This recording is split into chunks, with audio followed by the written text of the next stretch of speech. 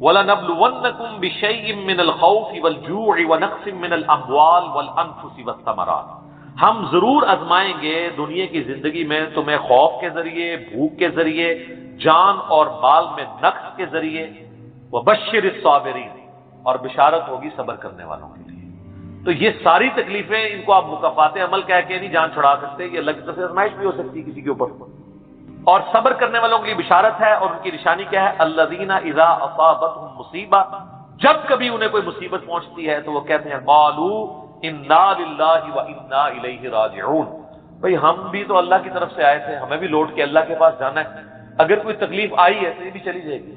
سب سے بڑی تکلیف کیا ہے؟ موت، وہ بھی تو ہم پہ آنی ہے نا، تو اس سے پہلے اگر چھوٹی تکلیف آئی ہے تو اللہ کی طرف چلی جائے گی۔ اس کانٹیکسٹ میں ایک حدیث ہے صحیح مسلم میں بڑی زبردست۔ ام سلمہ کہتی ہیں کہ جب ابو سلمہ میرے خاوند فوت ہوئے، مجھے ان کی فوتگی کی خبر ملی تو میں نے حضور سے ایک دعا سن کے یاد کر رکھی تھی کہ جو کوئی وہ دعا مانگ لے گا اللہ تعالیٰ اس سے بہتر اسے نعم البدل دے دے گا۔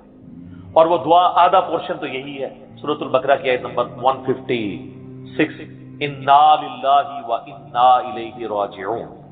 اس کے بعد ہے اللہم اجرنی، یہ جھٹکے سے ملے گا، اللہم اجرنی، حمزہ آ گیا، اللہم اجرنی فی مصیبتی واخلف لی خیرا منہا، اے اللہ مجھے اس مصیبت میں اجر عطا فرما اور میرے لیے اس سے بہتر نعم البدل کر دے۔ تو کہتی ہیں کہ نبی علیہ السلام نے فرمایا تھا جو یہ دعا مانگ لے گا نا تو اللہ تعالیٰ اس کی کمپنسیشن فرما دے گا، اسے بہتر نعم البدل دے گا۔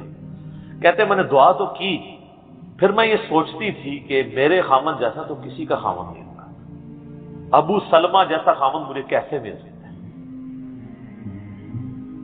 تو جب عدت پوری ہوئی تو نبی علیہ السلام نے پیغام کا نکاح کا پیغام بھیج دیا، ام المومنین بن گئی۔ اور یہ ہماری وہ ماں ہے جو سب سے آخر میں فوت ہوئی ہے 64 ہجری میں، واقعہ کربلا کے بھی 3 سال بعد۔ تو اس دعا کی، یہ دعا یاد رکھیں، چھوٹی موٹی بھی کوئی بھی تکلیف، کوئی بچوں کو پہنچتی ہے گھر میں، کسی کو زخم لگتا ہے، ٹھوکر لگ جاتی ہے، کوئی مالی نقصان ہو جاتا ہے، فوراً یہ دعا۔ اور میں نے الحمدللہ 20 دفعہ یہ دعا آزمائی ہے۔ وقتی طور پہ تو فیل ہو رہا ہوتا ہے کہ یار کوئی مسئلہ خراب ہو گیا، لیکن اس کے بعد اسی شر کے اندر خیر چھپی ہوئی ہوتی ہے، وہ مل جاتی ہے۔ اس آپ دعا کو یاد رکھیں، اور صبح شام جو چھوٹی موٹی کوئی خبریں بھی آپ کو ملتی رہتی ہیں نا، اس کے اوپر آپ یہ دعا پڑھتے رہیں، یہ آپ کے لیے ایک بہت بڑا وظیفہ ہے انشاءاللہ تعالی۔ نیک لوگوں کو جو تکلیفیں آتی ہیں نا دنیا میں، وہ ان کے درجات کو بلند کرنے کے لیے آتی ہیں، اور یہ اللہ تعالیٰ نے بڑی سختی کے ساتھ سورۃ العنکبوت کے اندر نا صحابہ کرام کو ایڈریس کر کے نا یہ فلسفہ کلیئر کیا ہے، آیت نمبر 2 اور 3 کے اندر، احسب الناس ان یترکوا ان یقولوا آمنا وهم لا یفتنون، کیا لوگ اس گمان میں ہیں کہ انہیں صرف اس بات پہ چھوڑ دیا جائے گا کہ وہ ایمان لے آئے اور ہم ان کی آزمائش نہیں کریں گے؟ وَلَقَدْ فَتَنَّ الَّذِينَ مِنْ قَبْلِهِمْ، بے شک ہم نے ضرور آزمایا تھا ان سے پہلے لوگوں کو، فَلَيَعْلَمَنَّ اللَّهُ الَّذِينَ صَدَقُوا وَلَيَعْلَمَنَّ الْكَاذِبِينَ، تو اللہ تعالیٰ ضرور جانچ کر رہے گا کہ کون سچے ہیں اپنے دعوے کے اندر، کس دعوے میں کہ غلامی رسول میں موت بھی قبول ہے، اور کون صرف نعرہ بازی کر رہے ہیں۔ اللہ تعالیٰ ان کو ظاہر کر کے رہے گا، جانچ کے رہے گا۔ تو یہ اللہ تعالیٰ نے اپنا اصول رکھا ہے، یونیورسل ٹروتھ۔ اس کانٹیکسٹ میں صحیح بخاری میں ایک حدیث ہے، صحابہ کرام نے جب کافروں کی تکلیفوں کا ذکر کیا نا حضور سے، تو آپ نے فرمایا صبر کرو، اللہ کی قسم تم سے اگلے لوگوں کو زمین میں گاڑا جاتا تھا، سر کی مانگ پہ آرا رکھا جاتا تھا اور کہا جاتا تھا کہ اسلام چھوڑ دو، اور وہیں ان کے 2 ٹکڑے کر دیے جاتے تھے، وہ اپنے دین پہ قائم رہتے تھے۔ لوہے کی کنگیاں ان کے گوشتوں پہ پھیری جاتی تھی، حتیٰ کہ ہڈی تک پہنچ جاتی تھی، تب بھی وہ اپنے دین پر ثابت قدم رہے۔ تو نبی علیہ السلام نے اپنے صحابہ کو اگلے لوگوں کی یہ تکلیف گنوائی۔ تو اب وہ جو اتنی تکلیفیں کاٹتے رہے ہیں، وہ کوئی مکافات عمل نہیں ان کے لیے ہوا، آزمائش تو ہوئی ہے نا جی۔ تو نیک اور برے لوگوں کے اعتبار سے ڈفرنٹ ہے، یہ ذہن میں رکھیے گا۔ بخاری اور مسلم کی متفق علیہ حدیث ہے، نبی علیہ السلام نے فرمایا مسلمان کو کوئی بھی تکلیف پہنچتی ہے، دکھ درد بیماری، کوئی اندیشہ کہتے ہیں ذہنی ٹینشن کو صرف کہ یہ نہ ہو جائے، حتیٰ کہ اس کے پاؤں میں کانٹا بھی چبھ جائے تو اللہ تعالیٰ اس کے بدلے میں اس کے گناہوں کو معاف کر دیتا ہے۔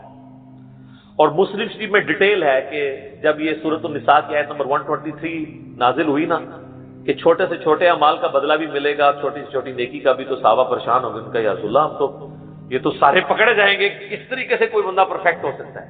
تو حضور نے فرمایا پریشان ہونے کی ضرورت نہیں ہے، مسلمان کو جو دنیا میں تکلیفیں اور بیماریاں آتی ہیں نا وہ اس کی ان غلطیوں کا کفارہ بن جاتی ہیں۔ حتیٰ کہ جامعہ ترمذی میں ابو داؤد میں ایک حدیث ہے، نبی علیہ السلام نے فرمایا کہ دنیا میں سب سے زیادہ تکلیفیں انبیاء کو آتی ہیں، تو کیا انبیاء پہ مکافات عمل ہو رہا ہوتا ہے؟ نعوذ باللہ۔ اس کے بعد ان پہ آتی ہیں جو ان کے بعد اللہ تعالیٰ کو سب لوگوں سے بڑھ کے محبوب ہوتے ہیں۔ آپ نے صحابہ کا بھی نام نہیں لیا، فرمایا جو بھی، وہ اس زمانے میں بھی ہو سکتا ہے، آج کے زمانے میں بھی، کیونکہ بعض صحابہ تو ایسے ہیں جنہوں نے کفر کی زندگی میں بھی موج کی ہے اور اسلام کی زندگی میں موج کی ہے، وہ تکلیفوں سے گزرے ہی نہیں۔ اچھا، اور پھر فرمایا اس کے بعد وہ لوگ ہیں جو اس کے بعد اللہ کو سب سے بڑھ کر محبوب ہوتے ہیں، حتیٰ کہ انسان پہ تکلیفیں آتی رہتی ہیں اور اس کی موت کا وقت آ جاتا ہے اور اللہ تعالیٰ اسے پاک و صاف کر کے دنیا سے اٹھا لیتا ہے۔ یہ جو لوگ کہتے ہیں نا یار وہ موت کے وقت فلانے کے ساتھ، یار وہ احمد دیدار صاحب 9 سال تک قومے میں رہے ہیں، اتنی اسلام کی انہوں نے خدمت کی، ہزاروں عیسائیوں کو مسلمان کیا، لاکھوں مسلمانوں کے ایمان کی حفاظت کا سبب اللہ نے ان کو بنایا، لیکن وہ 9 سال تک قومے کی حالت میں رہے، 1996 سے لے کے 2005 تک۔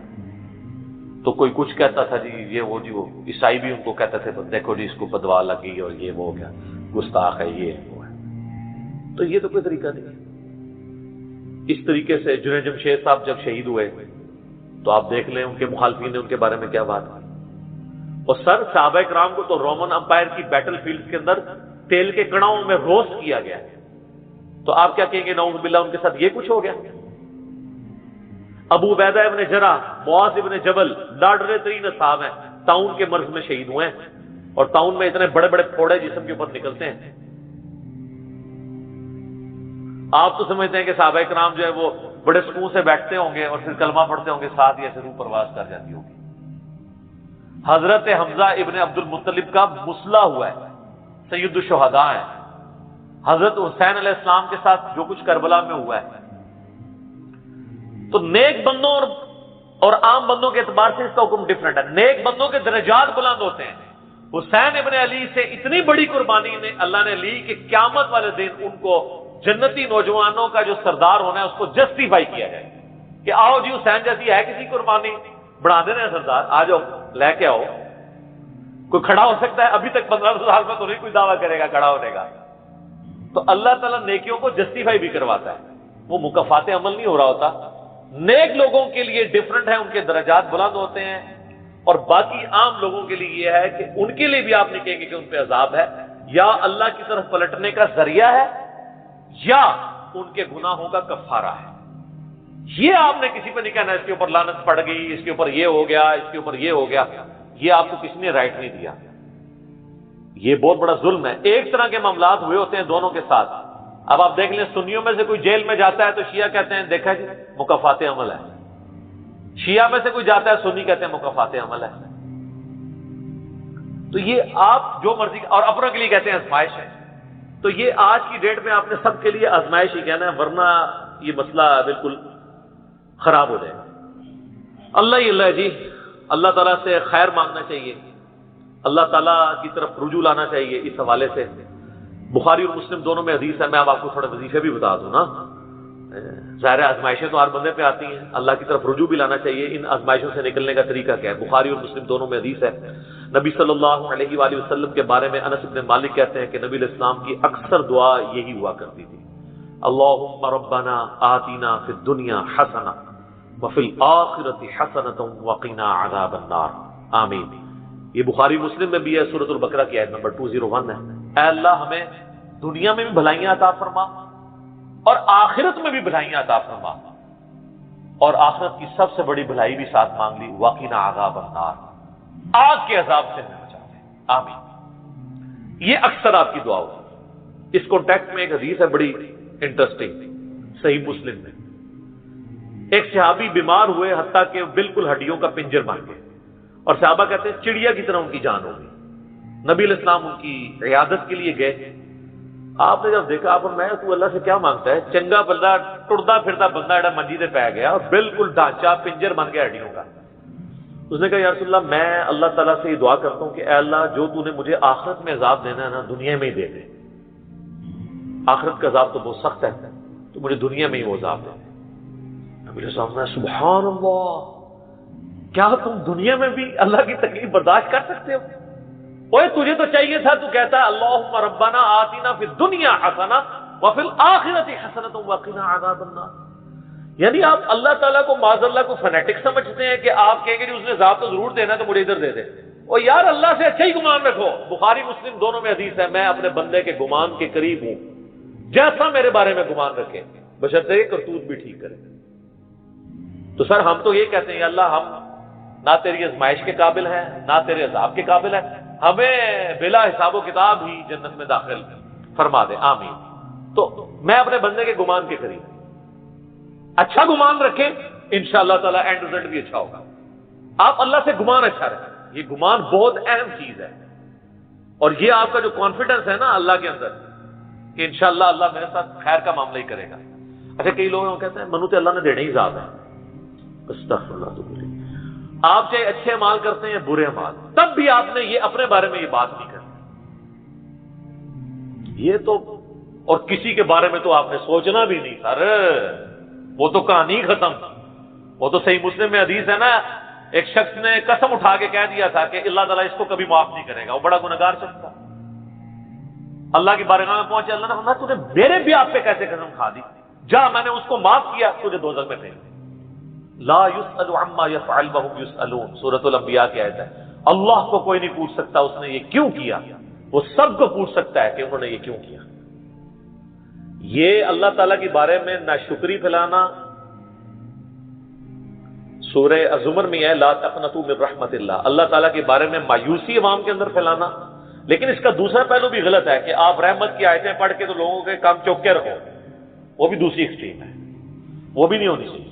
رحمت سے دھوکہ بھی نہیں کھانا، ہاں اعمال پورے کرنے ہیں اور پھر اللہ سے امید بھی رکھنی ہے۔ جو سیدنا ابوبکر نے حضرت عمر کو وصیت کرتے ہوئے کیا کہا تھا کہ عمر، جب تو جنتیوں کی طرف دیکھے نا تو دعا کرنا کہ میں بھی ان میں شامل ہو جاؤں، اور جب بھی تو جہنمیوں کا ذکر لائے تو اللہ تعالیٰ سے پناہ مانگنا کہ کہیں میں ان میں شامل نہ ہوں۔ انہوں نے تو نہیں آگے سے کہا کہ میں عاشرہ مبشر ہوں، ٹھیک ہے۔ یہ معاملہ بہت سینسٹیو ہے، جن کو اللہ کا تعارف ہے نا تو وہ ان کی زندگی بڑے ڈر ڈر کے گزرتی ہے۔ تو یہ حدیث میں نے اس لیے بتا دی۔ ایک اور ذریعہ ہے ان آزمائشوں سے نکلنے کا، صحیح بخاری اور مسلم دونوں میں حدیث ہے، جس کی یہ خواہش ہے کہ اللہ اس کی عمر دراز کر دے اور اس کے رزق میں کشادگی دے۔ رزق میں دنیا کی ہر نعمت شامل ہے، ہم تو دولت ہی سمجھتے ہیں، اچھی صحت بھی رزق ہے، اچھی اولاد بھی رزق ہے، اچھی صحت بھی رزق ہے، مال کی فراوانی بشرطے کہ وہ فطرے میں نہ ڈال دے وہ بھی رزق ہے۔ ہر چیز دنیا میں جتنی بھی اہمیت ہے کی چیزیں جو ہم سمجھتے ہیں، تو بخاری اور مسلم دونوں میں الفاظ ہیں، جس کی یہ خواہش ہے اس کی عمر دراز ہو جائے اور اس کے رزق میں کشادگی ہو تو اپنے رشتہ داروں کے ساتھ حسن سلوک کرے۔ یہ ہے جناب وہ کام کرنے کا۔ حسن سلوک خالی ان کو تسلیاں نہیں دینا، ظاہر ہے قرآن اور حدیث میں جب رشتہ داروں سے صلہ رحمی کا ذکر آتا ہے تو یہ ہے کہ ان کے ساتھ قطع تعلق ہی نہیں کرنی، دوسرا ان کی فائنینشیل سپورٹ کرنی ہے۔ اس لیے آپ دیکھیں سب سے زیادہ حقدار زکوٰۃ کے، صدقات کے آپ کے بہن بھائی ہیں، سب سے قریبی رشتہ ہوا ہے، اس کے بعد کوئی اور حق نہیں۔ باقی اس پہ تو امت کا اجماع ہے کہ جو صدقات اللہ کی راہ میں آپ کرتے ہیں اس سے اللہ تعالیٰ تکلیف ٹالتا ہے، منت سے نہیں ٹلتی۔ بخاری مسلم میں حدیث ہے کہ منت سے کنجوس کا مال ہی نکلتا ہے، تکلیف نہیں ٹلتی۔ لاجیکل ہے، منت تو یہ کہ یا اللہ پہلے کر تو میں کراں گا، اور صدقے میں کیا ہے، یا اللہ میں نے تیری طرف سے تیری راہ میں یہ صدقہ کیا اور میں اس نیک عمل کا وسیلہ تجھے پیش کرتا ہوں، میرا مسئلہ حل کر دے۔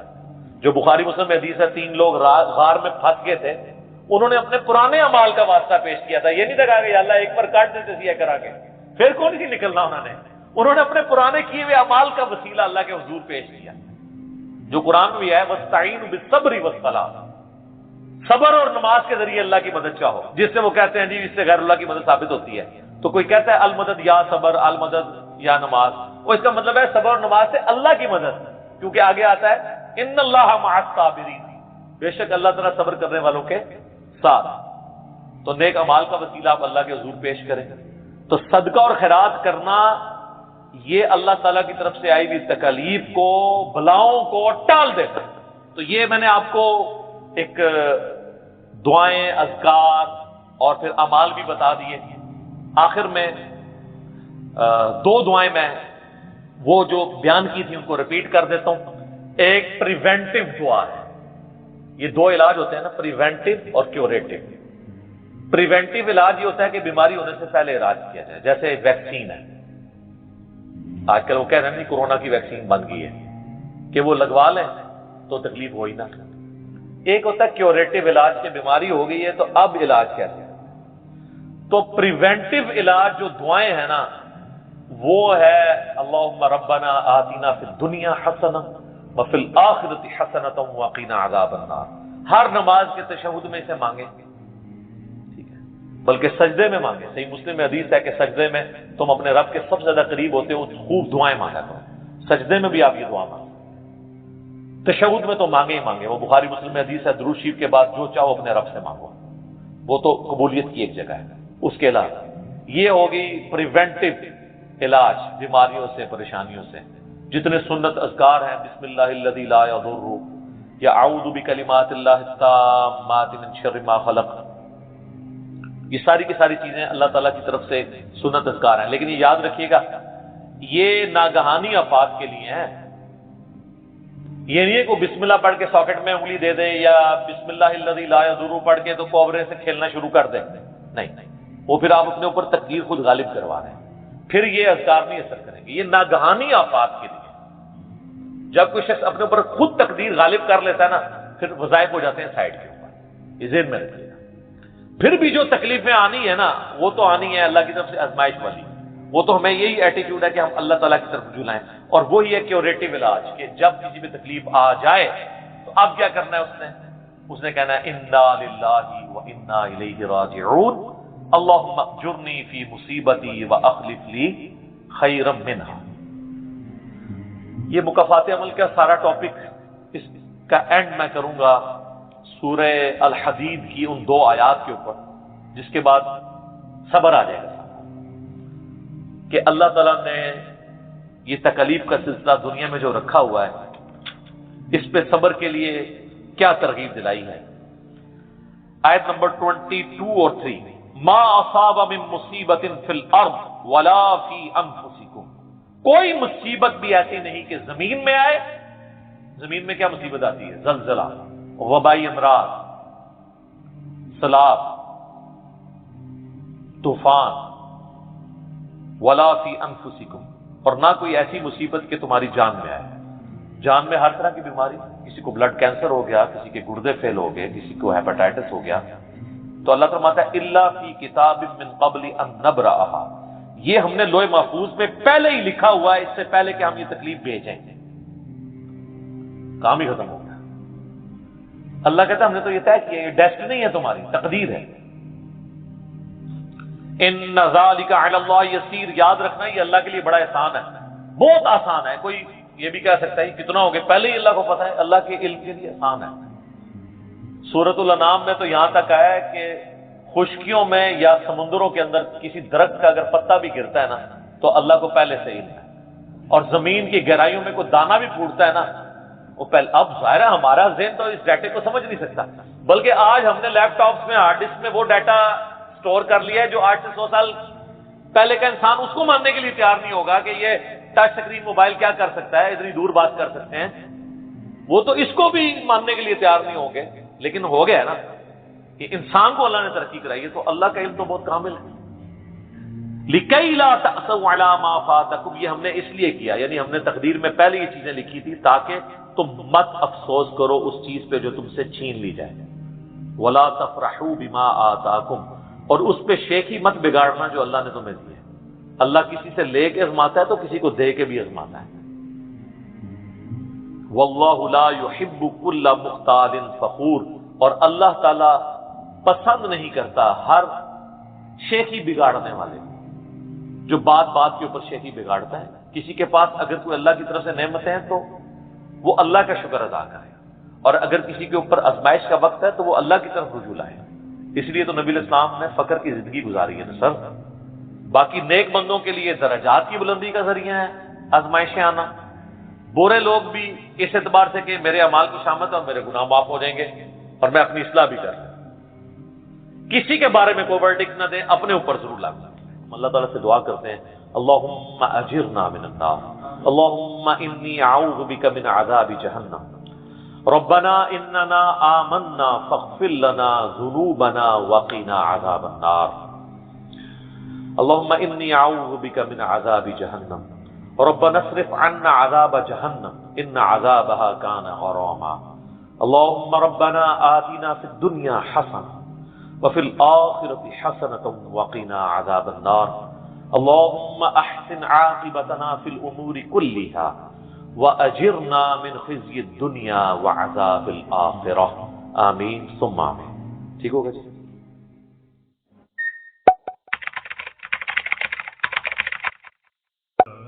اللہم اشہد اللہم اشہد اللہم اشہد، اے اللہ گواہ رہنا گواہ رہنا گواہ رہنا کہ میں نے اپنے کندھوں پہ جو بوجھ تھا وہ اپنی امت کو ٹرانسفر کر۔ سر پھر امت نے بھی تو حق ادا کیا نا۔ اسلام تو عرب کی سرزمین تک تھا، لیکن آپ علیہ السلام کی وفات کے بعد پھر جس پیشن کے ساتھ صحابہ کرام نے اس دین کو پوری دنیا تک پہنچایا ہے، ود ان فیو ایئر کتنی بڑی چینج ہے۔ پورے یعنی پیشن کے ساتھ، حالات و واقعات فیوریبل بھی نہیں، عرب کے قبائل بھی مرتد ہو گئے، پھر بھی اس دعوت کو لے کے اٹھے، اور کس طریقے سے رومن اور پرشین امپائر جو ہے وہ روندی گئی ہے بڑے لمیٹڈ ریسورسز کے ساتھ، اتنی بڑی بڑی سپر پاور۔ وَرَفَعْنَا لَكَ ذِكْرَكَ، اور اے نبی ہم نے آپ کی خاطر آپ کے ذکر کو بلند کر۔ کیسا بلند ہوا ہے؟ دنیا میں کوئی جگہ ایسی نہیں ہے، کوئی وقت ایسا نہیں ہے کہ جہاں پر اللہ کے ذکر کے ساتھ نبی علیہ السلام کا ذکر اذان کی شکل میں نہ ہو رہا ہو، نماز میں درود شریف نہ پڑھا جا رہا ہو۔ پوری نماز ہی آپ علیہ السلام کا بھی ذکر ہے۔ جب آپ کہتے ہیں اہدنا الصراط المستقیم، تو صراط المستقیم کون سا ہے؟ نبی صلی اللہ علیہ وسلم کا راستہ۔ درود شریف میں تو ڈائریکٹ آپ علیہ السلام کا نام آیا، اس کے علاوہ بھی ہر وقت آپ علیہ السلام کا ذکر ہے۔ اس کے اوپر میں پیچھے گفتگو کر چکا ہوں، وَلَلْآخِرَةُ خَيْرٌ لَكَ مِنَ الْأُولَىٰ، آپ علیہ السلام کا ہر آنے والا لمحہ گزرے ہوئے سے بہتر ہے۔ اس کانٹیکسٹ میں نے ساری گفتگو کر لی ہے، اس آیت کو بھی اس کے ساتھ آپ جوڑ لیں، وَرَفَعْنَا لَكَ ذِكْرَكَ، ہم نے آپ کی خاطر، یعنی آپ کے ساتھ جو اللہ کی محبت ہے، کہتا ہے نا میں نے تیری خاطر یہ کام کیا۔ یہ الفاظ بڑے غور طلب ہے۔ ایک تو یہ بھی ہو سکتا تھا کہ اے نبی ہم نے آپ کا ذکر بلند کیا، نہیں، وَرَفَعْنَا لَكَ، ہم نے بلند کیا تیری خاطر تیرا ذکر، یعنی جو تیرا اور میرا تعلق ہے، اس تعلق کی وجہ سے ہم نے آپ کے ذکر کو۔ سورہ النساء میں بھی آتا ہے نا، اے نبی مجھے تیرے رب ہونے کی قسم، یہ اس وقت تک مومن نہیں ہوں گے جب تک کہ ہر فیصلے میں تمہیں حاکم نہ مانے، اور پھر دل سے اس کو تسلیم بھی کر۔ یہ نہیں ہے کہ اوپر سے صرف فیصلہ مانے، دل میں بھی اگر حرج پائیں گے نا تو مومن نہیں ہوں گے۔ وَيُسَلِّمُ تسلیما، سر تسلیم آپ کے سامنے خم نہ کرتے۔ فَإِنَّ مَعَ الْعُسْرِ يُسْرًا إِنَّ مَعَ الْعُسْرِ يُسْرًا، پس ہر مشکل کے ساتھ آسانی ہے، بے شک ہر مشکل کے ساتھ آسانی ہے۔ ایک ہی آیت کو دو دفعہ ریپیٹ کیا، یہ بڑی اہم ترین آیت ہے۔ ہر مشکل کے ساتھ آسانی ہے، ایک معنی اس کا یہ ہے کہ مشکل آئے گی چلی جائے گی، پھر آسانی کا وقت بھی آ جائے گا۔ دیکھیں نا، ایک وہ وقت تھا کہ آپ علیہ السلام رات کے اندھیرے میں مولا علی علیہ السلام کو اپنے بسترے پر لٹا کر امانتیں سپرد کر کے جا رہے ہیں، حضرت ابوبکر کو ساتھ لے کر غار ثور میں، پھر اس سے آگے۔ اس وقت آپ علیہ السلام نے کیا کچھ آپ کے دل پہ خیال آ رہا ہوگا کہ میری قوم نے مجھے اس طریقے سے نکال دیا، لیکن اللہ تعالیٰ نے اسی قوم کی طرف فاتح بنا کر آلموسٹ 8 سالوں کے بعد آپ کو مکے کے اندر انٹر کروایا. وَلَلْآخِرَةُ خَيْرٌ لَكَ مِنَ الْأُولَىٰ. آنے والا لمحہ گزرے ہوئے سے پہلے. یہ سورہ یوسف میں اللہ تعالیٰ نے اسی کی طرف ہی تو اشارہ کیا تھا کہ یوسف علیہ السلام کے بھائیوں نے بڑا برا سلوک کیا تھا، لیکن ایک وقت آیا کہ بھائی سارے سامنے تھے اور وہ یوسف علیہ السلام اتنی بڑی پوسٹ پہ تھے، بدلہ لے سکتے تھے، لیکن کہا لا تثریب علیکم اليوم، آج تم پہ کوئی گرفت نہیں.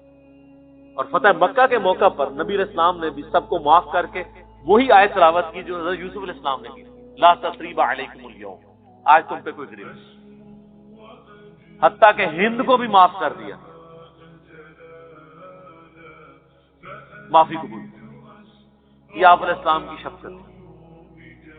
جانی آپ کے جو دشمن تھے، یہ دنیا میں کبھی کسی نے یہ وقت نہیں دیکھا کہ ایک شخص اتنا بڑا فاتح بن کے واپس آیا ہو جس کے ساتھ اس کی قوم نے اتنا برا سلوک کیا ہو اور موقع ملے اور وہ سب کو معاف کرے. یہ ایک نبی کا ہی جگرا ہوتا ہے. تو اللہ نے فرمایا ہر مشکل کے بعد آسانی آ جائے گی. ان نبی علیہ السلام کو یہ دین کی تبلیغ میں مشکل وقت آ رہا ہے، لیکن اس کے بعد عنقریب آسانی. پھر آسانی دیکھیں نا، فتح مکہ کے بعد پھر آیات نازل نہیں ہوئی ہے، اذا جاء نصر اللہ والفتح ورأیت الناس يدخلون فی دین اللہ افواجا. ایسی فتح دی ہے کہ لوگ گروہ در گروہ آپ کے دین میں داخل ہو رہے ہیں. فسبح بحمد ربک واستغفر. اب آپ اپنے رب کی حمد بیان کیجئے، استغفار کیجئے، بے شک وہ بخشنے والا مہربان ہے. یعنی اب آپ یکسو ہو جائیں اللہ کی طرف، اب معاملات آسانی کی طرف چلیں. کہ مشکل جب آپ گزار رہے ہوتے ہیں نا، اس کے ساتھ آپ کے لیے آسانی بھی چل رہی ہوتی ہے.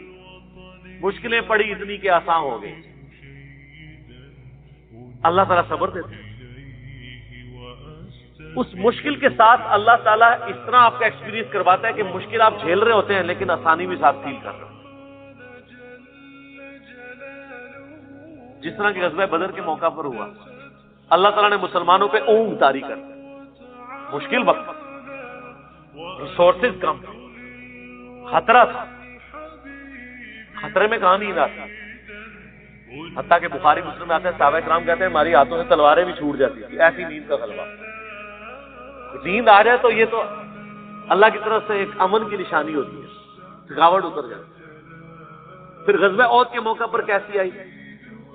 قرآن میں اللہ تعالیٰ فرماتا ہے کہ ہم نے تمہیں غم پر غم دیا. نبی علیہ السلام کی وفات کی خبر مشہور ہوگی، افواہ. تو جو لوگ زخمی بھی تھے ان کو اپنی تکلیف بھول گئی حضور علیہ السلام کے غم کی وجہ سے.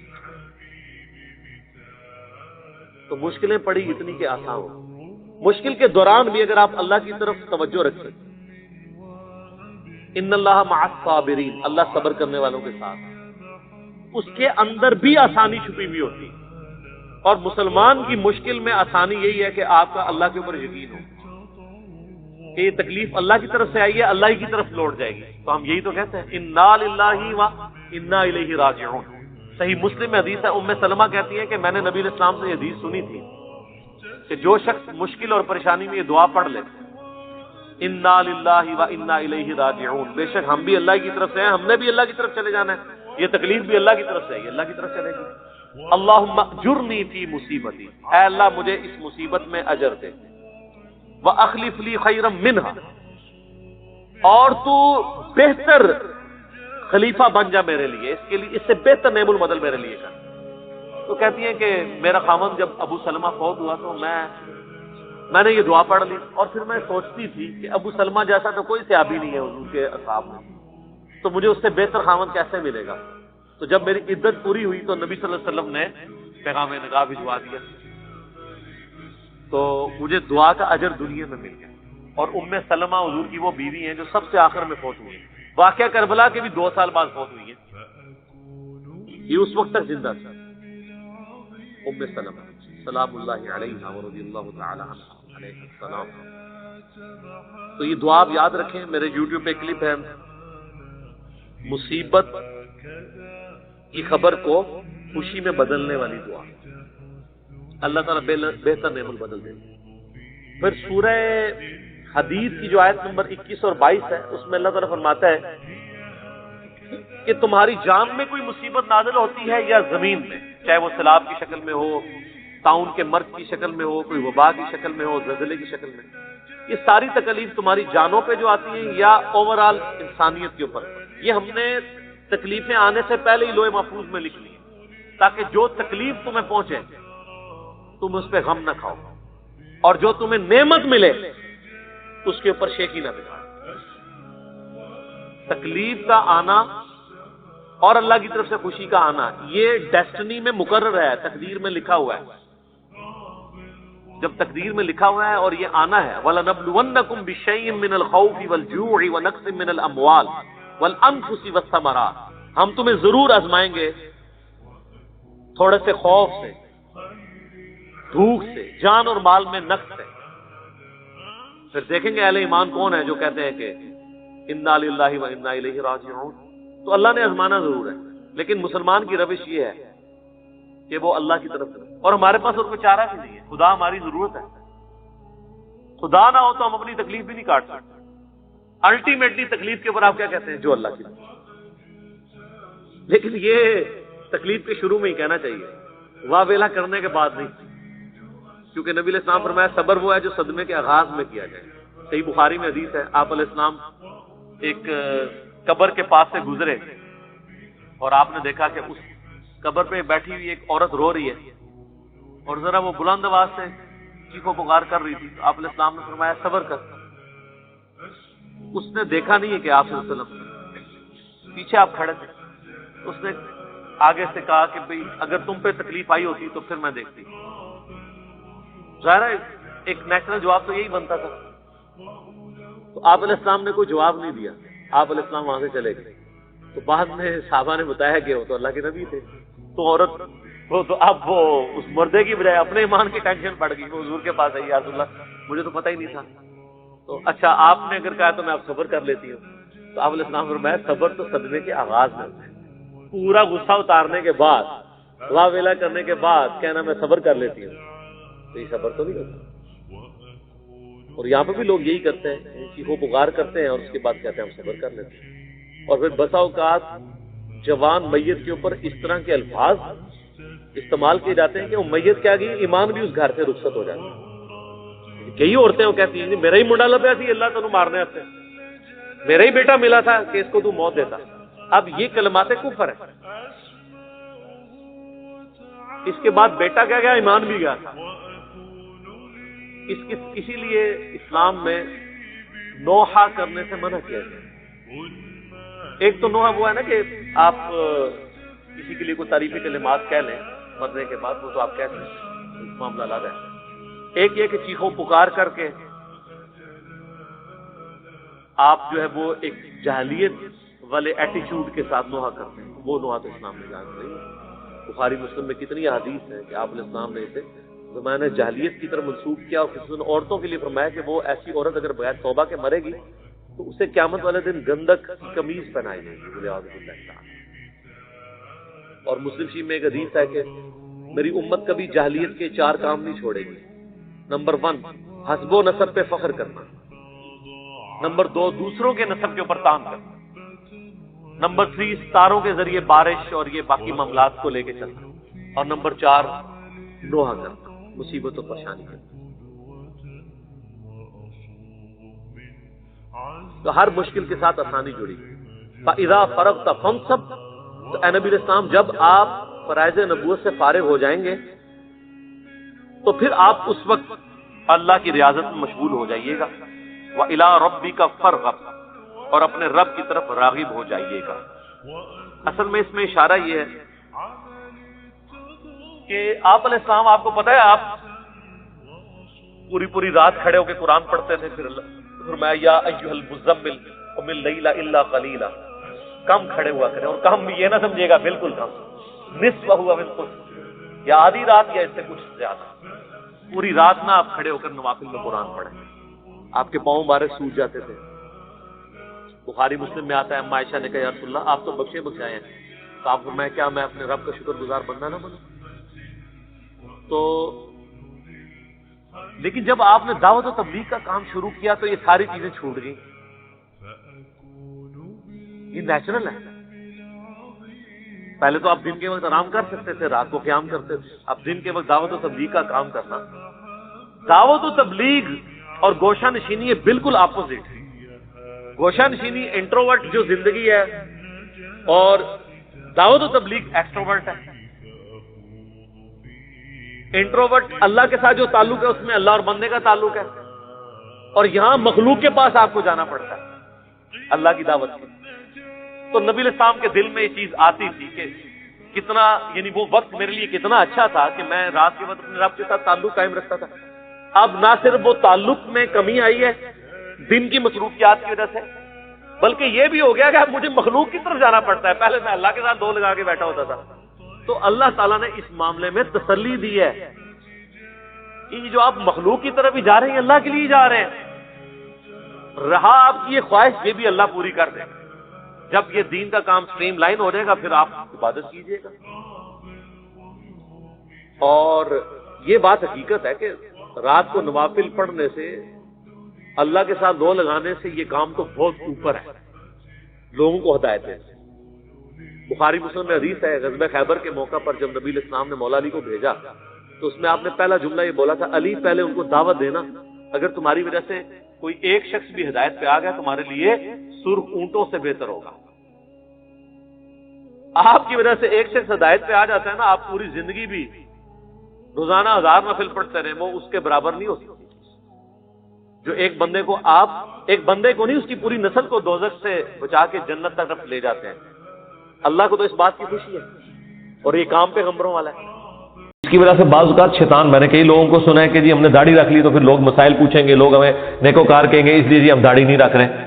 پھر وہ قرآن و حدیث سے سب سے بڑی دلیل دینا شروع کر دیتے ہیں، جی ڈاکٹر اقبال کی بھی داڑھی نہیں تھی.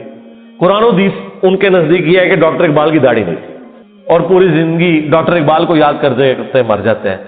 اللہ کے نبی علیہ السلام کو پس پش ڈال دیتے ہیں. کئی لوگ ہیں وہ کہتے ہیں کہ جی وہ جی ہاں نبی علیہ السلام خواب میں زیارت کروا کے خود منو ایک بار بھی کہہ دینا میں داڑھی رکھ لینی ہے. تو میں ان کو کہتا ہوں وہ 1400 سال پہلے کہہ کے گئے ہیں بھائی.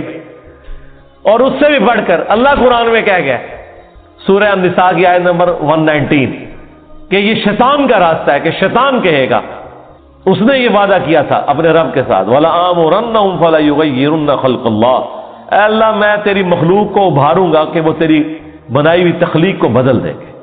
تو یہ تخلیق اللہ نے دی تھی مرد کے لیے. اتنی داڑھی رکھنا کہ جسے عرف عام میں داڑھی کہا جائے یہ مرد کے لیے آبلیگیٹری. تو ہر بندے نے کوئی نہ کوئی اپنے لیے لیم ایکسکیوز رکھا ہوا ہوتا ہے. تو میں ان کو بھی کہتا ہوں بھائی 1400 سال پہلے حکم ہو چکا ہے بھائی، اب کس حکم کا آپ انتظار کر رہے ہیں. تو بعض اوقات شیطان یہ بھی وسوسہ دلاتا ہے کہ جی اگر میں جماعت سے نماز پڑھوں گا تو لوگ کہیں گے یہ بڑا نیکوکار ہے لہٰذا میں گھر میں ہی پڑھ لیں. نہیں بھائی، جو فرض چیزیں وہ آپ نے حکم پہ عمل کرنا ہے، اپنی عقل کو اس میں دخل نہیں دینی. اب داڑھی بھی سامنے نظر آ رہی ہے، داڑھی تو ظاہر چہرے پہ رکھی جائے گی نا، پیٹ میں تو صرف بزرگوں کی داڑیاں ہوتی ہیں، ہاں بابوں کی، اور جو کتابوں کے ماننے والے ہیں ان کی داڑھی تو باہر ہوتی ہے، وہ تو سامنے رکھنی ہوگی. اسی طریقے سے نماز بھی لوگوں کے سامنے ہی پڑھنی پڑے گی جماعت سے. یہ تو ہو ہی نہیں سکتا کہ آپ کہ میں نے جماعت سے نماز نہیں پڑھنی ہے، گنہگار ہوں گے. یہ مرد کے لیے میں کہہ رہا ہوں، عورت تو ظاہر ہے اس کے لیے تو حکم ڈفرینٹ ہے. تو یہ چیزیں اللہ تعالیٰ نے اپنی یاد کے لیے، دیکھیں کتنے الارمز فٹ کیے ہوئے ہیں، ہمیں کتنے سگنل پورے دن میں ملتے ہیں. انسان اللہ تعالیٰ سے اپنے آپ کو بے نیاز کر ہی نہیں سکتا. میں ایک ہسٹری چینل کے اوپر یا نیشنل جغرافک پہ ایک ڈاکومنٹری دیکھ رہا تھا. ایک کوئی نان مسلم تھا تو وہ مختلف مسلمان اسکالرس کے پاس نا امریکہ میں انٹرویو کرنے جا رہا تھا کہ ہمیں آپ ریلیجن کے بارے میں بتائیں، اسلام کیا ہے. تو وہ امریکہ میں ایک شیعہ عالم تھے، ینگ تھے. اس سے جب اس نے سوال کیا نا کہ اسلام کیا ہے تو اس نے کہا اسلام خدا کے گرد سینٹرڈ ہے، بس کہ ہر وقت خدا آپ کے سامنے ہونا چاہیے. یہ اسلام کی بیسک ڈیفینیشن ہے. واقعی اس دوران یہی بات ہے. اسلام کیا ہے؟ ٹو سبمٹ یور ول، اللہ کے سامنے سر تسلیم خم کرنا. اچھا اب یہ بات مجھے بھی پتا، لیکن جب میں نے اس بندے کے منہ سے یہ بات سنی نا پھر میں نے غور کرنا شروع کیا. اس نے کہا کہ ہر وقت اللہ آپ کے سامنے ہونا چاہیے. تو پھر میں نے سوچا واقعی یار اسلام تو ہے ہی سینٹرڈ اراؤنڈ گاڈ ہے. صبح سے لے کر شام تک ہر چیز خدا کے گرد گھومتی ہے. صبح اٹھ کے آپ پہلا جملہ کیا بولتے ہیں؟ الحمدللہ الذی احیانا بعدما اماتنا والیہ النشور. تمام تعریفیں اس اللہ کے لیے جس نے مرنے کے بعد مجھے دوبارہ سے زندہ کر لیا اور میں نے لوٹ کے اسی کی طرف جانا ہے. آخرت کا ذکر بھی ساتھ ہی ہے. یہ تلوار جو ہے نا یہ ہر وقت لٹکی رہے گی. آپ دیکھیں دنیا میں جتنی دعائیں ہو رہی ہوتی ہیں نا آخرت کا موت کا ذکر ساتھ پیرلل میں آ رہا ہوتا ہے کہ تیاری سٹارٹ ہی صبح کیا ہو رہا ہے، اے اللہ موت کے بعد زندگی دی ہے اور پھر میں نے مر کے تیرے پاس ہی آنا ہے جو آخری موت ہے جس کے بعد میں نے اٹھنا بھی کوئی نہیں، پھر قیامت میں ہی اٹھنا ہے. یہ سٹارٹ ہو رہا ہے. نماز پڑھیں گے، وہ تو ذکر کی اعلیٰ ترین چیز، واقعی میں الصلاۃ لذکری، میری یاد کے لیے نماز کو قائم رکھنا، اور نماز کے بعد بھی اذکار، نماز کے اندر بھی اذکار، مسجد میں جانے کی دعا وہ بھی گاڈ اورینٹڈ، مسجد سے نکلنے کی دعا، ٹوائلٹ گئے ہیں تو اس میں جانے کی دعا، اس سے نکلنے کی دعا، پھر گھر سے نکلے ہیں پھر اللہ کو یاد کر کے نکلے ہیں، جہاں جا رہے ہیں اپنا کوئی کام سٹارٹ کر رہے ہیں تو اللہ کے نام سے سٹارٹ کر رہے ہیں، اور ساتھ یہ ٹینشن لگی ہوئی ہے کہ فجر تو پڑھ لی ہے، اب زور کا وقت اتنے بجے ہے، اپنے آپ شیڈیول کو سیٹ کرتے ہیں تاکہ میں جماعت سے نماز پڑھ سکوں. تو بس جو یہ شیڈیول طے کر رہا ہے نا وہ بھائی فجر سے لے کے زور تک نماز کی حالت میں ہے، کیونکہ وہ نماز کے انتظار میں بیٹھا ہے. نماز کے انتظار میں بیٹھنے کے لیے مسجد میں بیٹھنا ضروری نہیں ہے، کوئی اپنے آفس میں بھی بیٹھا ہے نا اس انتظار میں کہ میں نے نماز کے لیے جانا ہے، وہ نماز کے انتظار میں بیٹھا ہوا ہے، پھر نماز کا وقت آ جانا ہے، پھر بازار میں جانے کی دعا، سواری پہ بیٹھے ہیں تو اس پہ دعا. وہ ساری دعائیں ذرا آپ پڑھیں، کوئی بزرگ بابا آپ کو ان دعاؤں میں نظر نہیں آئے گا. خدا سے شروع ہو کے خدا پہ ختم. یہ کائنات سینٹرڈ اراؤنڈ گاڈ ہے. ہماری زندگی کا مقصد خدا کی پہچان ہے، انبیاء کے دنیا میں آنے کا مقصد خدا کی پہچان ہے. ہر چیز خدا کے گرد گھومتی ہے. یہ اصل میں اللہ کو مطلوب انسان ہے جو سینٹرڈ اراؤنڈ گاڈ ہو. تو آپ اس کے ذرا ٹیسٹ کو فیل کریں. الذین آمنوا، جو لوگ ایمان لائے، وتطمئن قلوبہم بذکر اللہ، اور مطمئن ہوتے ہیں ان کے دل اللہ ہی کی یاد سے. الا بذکر اللہ، اور 100 دفعہ لا الہ الا اللہ پڑھ لیا کرو. یہ زمین و آسمان کے درمیان جتنا فاصلہ ہے اس کو ثواب سے بھر دے گا. سر لا الہ الا اللہ کے پھر برابری کون کر سکتا ہے؟ وہ حدیث بطاقہ ہے نا، کاغذ کے پرزے والی حدیث جامع ترمذی میں، کہ ایک شخص کے 99 دفاتر گناہوں کے کھولے جائیں گے اور نامہ مال تل رہا ہوگا تو اللہ تعالیٰ فرمائے گا میں کسی کے ساتھ ناانصافی نہیں کرتا. دوسری طرف ایک کاغذ کا ٹکڑا ڈالا جائے گا جس پہ لا الہ الا اللہ لکھا ہوگا. وہ شخص کہے گا یہ ایک ٹکڑا کیا کر سکتا ہے، بس وہ رکھنے کی دیر ہوگی وہ پڑھنا بھاری ہو جائے گا. اللہ کے نام سے تو وزنی کوئی چیز نہیں ہو سکتی. اسے کہتے ہیں کاغذ کے پرزے والی حدیث. اس کے لیے جنت کا حکم ہو جائے گا. لا الہ الا اللہ کا مقابلہ نہیں ہے. تو یہ 4 وظیفے ہیں، سبحان اللہ، الحمدللہ، اللہ اکبر، لا الہ الا اللہ. یہ اتنا محبوب وظیفہ ہے کہ جو سنن ابی داؤد میں، جامع ترمذی میں صلاۃ و تسبیح والی حدیث ہے، اس میں 300 دفعہ کون سے کلمات پڑھے جاتے ہیں؟ یہی سبحان اللہ والحمدللہ ولا الہ الا اللہ واللہ اکبر. بس اتنا ہی پڑھنا ہوتا ہے. یہ ولا حول ولا قوت الا باللہ کی حدیثیں الگ سے ہیں، لیکن صلاۃ و تسبیح میں اتنا ہی پڑھنا ہوتا ہے، 4 کلمات. حتیٰ کہ صحیح مسلم میں حدیث ہے، نبی علیہ السلام نے فرمایا یہ 4 کلمات مجھے ہر اس چیز سے بڑھ کر محبوب ہیں جن پہ سورج طلوع ہوتا ہے. یعنی دنیا اور جو کچھ دنیا کے اندر ہے اس سے بڑھ کر مجھے یہ چیز محبوب ہے کہ میں یہ 4 کلمات کہہ لوں، سبحان اللہ والحمدللہ ولا الہ الا اللہ واللہ اکبر. اور صحیح مسلم کی ایک اور حدیث ہے کہ نبی علیہ السلام نے فرمایا اللہ تعالیٰ کو اس سے بڑھ کر کوئی اور کلمات محبوب نہیں ہے. اور یہ حصہ بخاری میں بھی ہے اس کا، اور اس میں اللہ تعالیٰ کی طرف سے کوئی پابندی نہیں ہے، تم ان کی ترتیب بھی بدل سکتے ہو. یعنی سبحان اللہ کے بعد آپ اللہ اکبر پڑھ لیں، پھر لا الہ الا اللہ، کوئی فرق نہیں ہے. یہ ایک اوپن چیز ہے. آپ یوں بھی کر سکتے ہیں کہ پہلے 100 دفعہ پڑھ لیں سبحان اللہ سبحان اللہ سبحان اللہ، الحمدللہ الحمدللہ الحمدللہ، اللہ اکبر کیونکہ را کو پھر لام سے ملائیں گے، اللہ اکبر اللہ اکبر اللہ اکبر، لا الہ الا اللہ لا الہ الا اللہ لا الہ الا اللہ. اور یوں بھی پڑھ سکتے ہیں، وہ زیادہ بہتر ہے، سبحان اللہ والحمدللہ ولا الہ الا اللہ واللہ اکبر. کیونکہ اکبر پہ وقف کریں گے، ورنہ یہ سبحان اللہ تو الحمدللہ ہی پڑھ نہیں سکتے آپ، کیونکہ الحمدللہ الحمدللہ بنے گا کانٹینیوس، جیسے اللہ اکبر بنتا ہے، تو وقف کرنا پڑے گا سوائے سبحان اللہ کے. سبحان اللہ یہ تو پڑھ سکتے ہیں، لیکن الحمدللہ کو الحمدللہ وقف کرنا پڑے گا. اللہ اکبر اگر ملائیں گے تو اللہ اکبر اللہ اکبر، را کو لام سے، تو اس کی بجائے اتنی مشکل میں نہ پڑھیں سبحان اللہ والحمد للہ ولا الہ الا اللہ واللہ اکبر، ایک تسبیح پڑھ لے، چاروں وظیفے 100 دفعہ ہو جائیں گے، کیونکہ نبی علیہ السلام نے اجازت دے دی ہے نا، آگے پیچھے دائیں بائیں کچھ بھی کر سکتے ہو، اور یہ ترتیب تو صلاۃ و تسبیح میں موجود ہے، نبی علیہ السلام نے کلمات پڑھے بھی ہیں۔ آپ کو پتہ ہے تبلیغی جماعت والے 3 وظیفے بتاتے ہیں، ویسے بڑی سمجھداری سے ہی کسی نے وہ ڈیوائس کیے ہوئے ہیں، 100 دفعہ وہ یہ بتاتے ہیں سبحان اللہ والحمد للہ ولا الہ الا اللہ واللہ اکبر، وہ ساتھ وہ بتاتے ہیں ولا حول ولا قوت الا باللہ، وہ بھی پڑھ سکتے ہیں، وہ بھی صحیح بخاری میں رات کو اٹھتے وقت کی دعا ہے، فی العلی العظیم تک بھی پڑھ سکتے ہیں، وہ ابن ماجہ میں موجود ہے۔ میرا ایک یوٹیوب پہ کلپ ہے 6 کلموں کا ثبوت، تو میں نے بتایا 4 کلمے ثابت ہیں، 2 مولویوں کے لکھے ہوئے ہیں، آخری والے جو ہیں، تو بلکہ وہ میرا بیٹا تو وہ اس کے وہ کورس میں آیا تو اس نے وہ 2 یاد ہی نہیں کیے، تو اس کو ماں کہہ رہی یاد کرو، کہتی وہ کہتا ثابت ہی نہیں ہے تو کیوں سارے یاد کر۔ ہم ریکویسٹ کریں گے، ہمارے پاس بھی وہ کورس اسلامیات کا جو ہے نا اس کو ریویو کرنے کے لیے بھیجا ہوا ہے ہماری اکیڈمی میں انہوں نے، تو ہم اس میں ان کو ریکویسٹ کریں گے کہ یہ آخری 2 کلمے نکال دیں، پہلے 4 کلمے ثابت ہیں، وہ تو ثابت ہی نہیں ہے تو خام خواہ لوگوں کو آپ رٹا رہے ہیں، الٹا جن لوگوں کی شادی ہونے والی ہوتی ہے وہ بیچارے ٹینشن میں پڑے ہوتے ہیں 6 کلمے یاد کرنے کے، حالانکہ کلمے کے ساتھ تو کوئی تعلق ہی نہیں اس کے۔ تو یہ جو صلاۃ و تسبیح کے اندر بھی پڑھا جاتا ہے، لیکن اس میں لا حول ولا قوت الا باللہ نہیں، وہ تو لادہ سے بخاری مسلم میں حدیث ہے کہ جنت کے خزانوں میں سے ایک خزانہ ہے لا حول ولا قوت الا باللہ، تو آپ پڑھنا چاہتے ہیں ضرور پڑھیں، اس میں وظیفے کے طور پہ آپ پوری تسبیح اس کی پڑھ لیں بے شک۔ تو تبلیغ جماعت والے یہ بتاتے ہیں 100 دفعہ درود شریف بتاتے ہیں اور 100 دفعہ استغفار بتاتے ہیں، تو بہت انٹلیکچوئل چیز ہے۔ یہ وظیفہ اتنا کمال ہے کہ آپ کے ہر فرض نماز کے بعد یہ وظیفہ نبی علیہ السلام نے مشروع کیا ہے، مسلم شریف میں حدیث ہے ہر فرض نماز کے بعد یہ وظیفہ پڑھنے والا کبھی نامراد نہیں جاتا، 33 دفعہ سبحان اللہ، 33 دفعہ الحمدللہ اور 34 دفعہ اللہ اکبر۔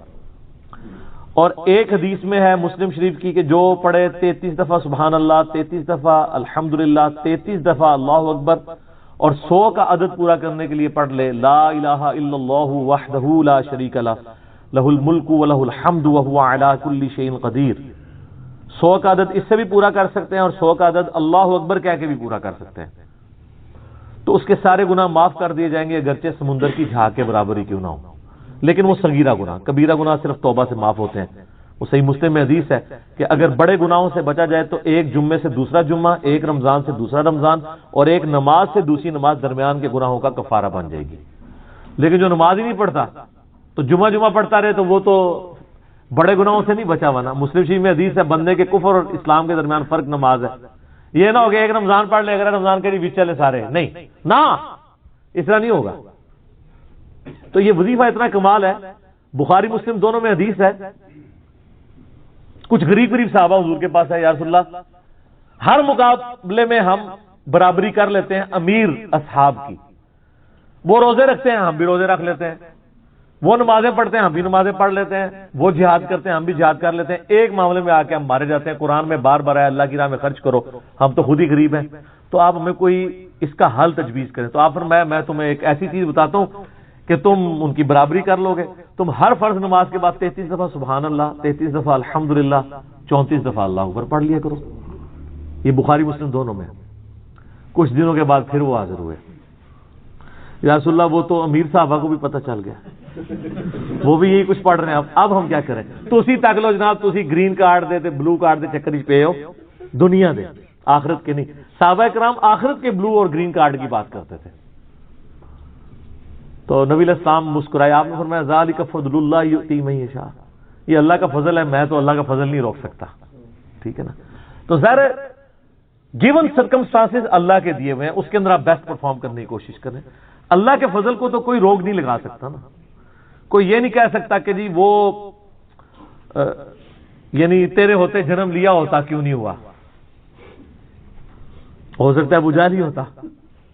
تو جس حال میں اللہ نے رکھا ہے اسی کو آپ بہتر سمجھیں۔ تو اس طرح کی کئی احادیث ہیں جو ان وظیفوں کو سپورٹ۔ اچھا مسلم شریف میں ایک حدیث میں یہ بھی آیا کہ 10 دفعہ سبحان اللہ، 10 دفعہ الحمدللہ اور 10 دفعہ اللہ اکبر۔ اگر کسی کے پاس ٹائم تھوڑا ہے نا تو فرض نماز کے بعد یہ بھی پڑھ سکتا ہے، 10 دفعہ بھی وظیفہ یہ والا کیا جا سکتا ہے۔ ایک بڑی ذکر انگیز حدیث ہے، ہمارے یوسف بھائی نے اس پہ کلپ بھی بنایا ہے، صفین کی راتوں میں، بخاری مسلم دونوں میں حدیث ہے۔ مولا علی علیہ السلام خود روایت کر رہے ہیں، وہ کہتے ہیں کہ نبی علیہ السلام کو جب اللہ نے کشادگی دی، کچھ غلام آپ کو گفٹ ملے، تو میں نے فاطمہ سے کہا کہ تم پورا دن گھر کی صفائی کرتی ہو، چکی چلاتی ہو، اس کی وجہ سے ان کے ہاتھ پہ بھی نشان بن گئے تھے، اس طریقے سے سامان اٹھا کے لاتی تھیں تو وہ رسی کے نشان یہاں پڑے ہوئے تھے، تو نبی علیہ السلام سے جا کے جو ہے وہ ایک غلام ڈیمانڈ کر لیتے ہیں جو ہمیں ذرا ہیلپ آؤٹ کر دے گا، جب سب کو مل رہا ہے تو ہمیں بھی مل جائے گا۔ تو سیدہ فاطمہ حاضر ہوئی، یہ حدیث بخاری میں بھی ہے، مسلم میں بھی ہے۔ تو حضور علیہ السلام کے پاس گئیں، بات نہیں کر سکی، طبیعت میں تربیت کس کی تھی سر؟ بولڈنس نہیں تھی وہ والی، حالانکہ باپ ہے اور حضور کو پتا تھا اپنی بچی کی عادت کا، تو وہ گئیں، بات نہیں کر سکی، واپس چلی گئی۔ تو حضور علیہ السلام محفل برخاست ہوئی، آپ خود آ گئے۔ سر وہ حدیث کمال ہے، مولا علی کہتے ہیں میں اور فاطمہ ایک چادر میں لیٹے ہوئے تھے اور نبی علیہ السلام ہمارے گھر میں آئے اور پاؤں کی جانب سے نبی علیہ السلام ہمارے بستر میں داخل ہوئے، حتیٰ کہ آپ کے پاؤں کی ٹھنڈک ہم نے اپنے سینے پہ محسوس کی۔ یعنی حضور علیہ السلام نے پاؤں کی جانب سے اپنے پاؤں انٹر کیے اور وہ پاؤں سیدہ فاطمہ اور مولا علی کے سینے تک پہنچ گئے، تو انہوں نے ان کو سینے سے لگا لیا۔ سر یہ فرینکنس کسی صحابی کو نصیب ہو سکتی ہے؟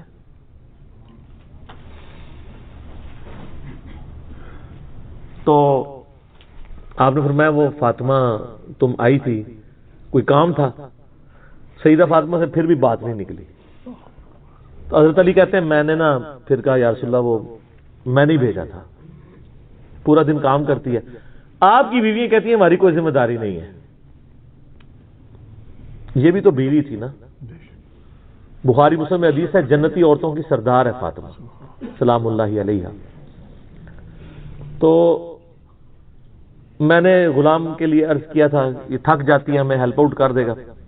آپ نے صاحب فرمایا میں تمہیں سے بہتر نہ چیز عطا کروں؟ کہ یا رسول اللہ عطا کریں۔ یعنی آپ لوگ تو سمجھ رہے ہوں گے کہ غلام مانگا ہے تو شاید ایک گھوڑا بھی ساتھ گفٹ مل جائے گا۔